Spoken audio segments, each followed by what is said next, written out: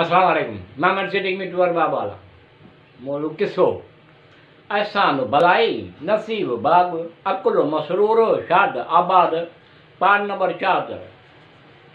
जनाब रसूल खुदा सल्लल्लाहु अलैहि वसल्लम जिन फरमायो तव्हांजे तरफ़ अज़ाब खुदा खां डिॼारण वारो रसूल सल्लल्लाहु अलैहि वसल्लम आया ऐं मुजज़ा वाज़िह ऐं ज़ाहिर क़ुरान आंदो आहे। तव्हां ऐं सभई अरब सभई क़ौमूं उन जे मुक़ाबिल उन जे मिसल आणण में आजिज़ आहियो। लिहाज़ा हुज्जत खुदा ऐं आउं सल्लल्लाहु अलैहि वसल्लम तव्हां ते खुदा जो रसूल आहियां। उन जे बावजूदि मूंखे मुनासिब कोन्हे त बारगाह उक़दस आला में कहिड़ी नई ॻाल्हि पेश करण जी जुरियत करियां ऐं उन खां सुवाल करियां। मूं ते सिर्फ़ु उन जी रिसालत अदा करणु लाज़िम आहे ऐं हुज्जत तमामु करणु ऐं मुंहिंजे सल्लल्लाहु अलैहि वसल्लम हक़ीक़त साबित हुअण खां पोइ अगरि आउं उन खां कंहिं नई ॻाल्हि जी ख़वाहिश करियां त तव्हां ईमान आणियो त मुमकिन आहे त तव्हां ते अज़ाब नाज़िल थियण जो सबबु न थिए न। हा, ख़वाहिश करियां त तव्हां ईमान न आणियो त मुमकिन आहे त तव्हां ते अज़ाब नाज़िल थियण जो सबबु थी वञे। उन वक़्तु हज़रत जबरील अलैहिस्सलाम जो नाज़िल थियो ऐं चयो खुदा वंदे आला तव्हां सल्लल्लाहु अलैहि वसल्लम जिन खे सलाम चवे थो ऐं फरमायो आहे ए रसूल सल्लल्लाहु अलैहि वसल्लम उन्हनि जे लाइ ए सभई आयात ऐं मुजज़ात जेके उन्हनि तलब कया आहिनि फ़ौरन ॾेखारण लाइ तयारु आहे। अगरचे उहे उन्हनि खे ॾिसण खां पोइ संदसि कुफ्र ते अड़ी रहण खां सवाइ उन्हनि जी जंहिंखे ज़लालत खां बचायां, लेकिन जो कुझु उहे चाहिनि था उन्हनि सभई हुज्जत खां बि ज़्यादा घणो करे ॾेखारण जे लाइ तयारु आहियां। लिहाज़ा उन्हनि खे चयो जिन हज़रत नूह अलैहिस्सलाम जिन जो मौजूदो ॾिसणु चाहींदा त जबल अबू कैस ते वञो।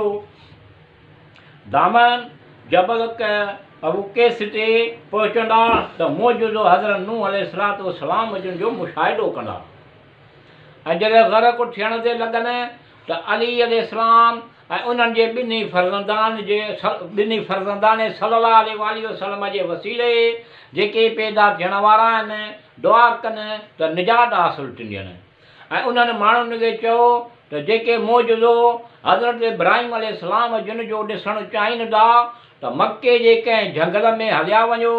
आतश इब्राहिम अलैहिस्सलाम मुशाहिदो कंदा। जॾहिं बाहि तव्हांजे घेरे में आणे त विच ते तव्हांखे हिकु ख़ातून नज़र ईंदी जंहिंखे ॿिन्ही तरफ़ मत टंगियो पियो हूंदो हो। उन जे वसीले सां दुआ घुरनि त बाहि मां निजात हासिलु कंदा। ऐं जेको गुरो हज़रत मूसा अलैहिस्सलाम जिन जो मौजूदे जो तालिब आहे उनखे चयो त कैबे वटि वञनि त हज़रत मूसा अलैहिस्सलाम जिन जहिड़ो मौजूदो नज़र ईंदो ऐं तव्हांजो चाचा हज़रत हमदो रज़ी अलाह ताला उन्हनि खे निजात ॾींदो। ऐं चौथी जमात खे चयो त जिन जो सरदार अबू जहल आहे हज़रत सल्लल्लाहु अलैहि वसल्लम जिन वटि वियो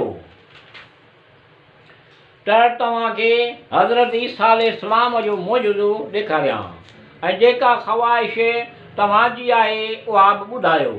जंहिं हज़रत सल्लल्लाहु अलैहि वसल्लम जिन खे ख़ुदा जो ई पैगाम उन्हनि खे पहुचायो।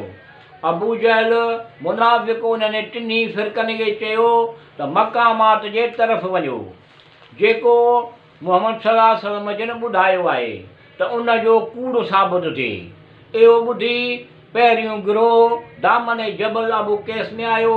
नागाह उन्हनि जे पेरनि जे हेठां पाणीअ जो चश्मो उभरणु शुरू थियो ऐं बग़ैर ककरनि जे आसमान मां पाणी वसणु लॻो ऐं उते जो उते पाणी उन जे मुंहं ताईं पहुची वियो ऐं जबल जे तरफ़ भॻा।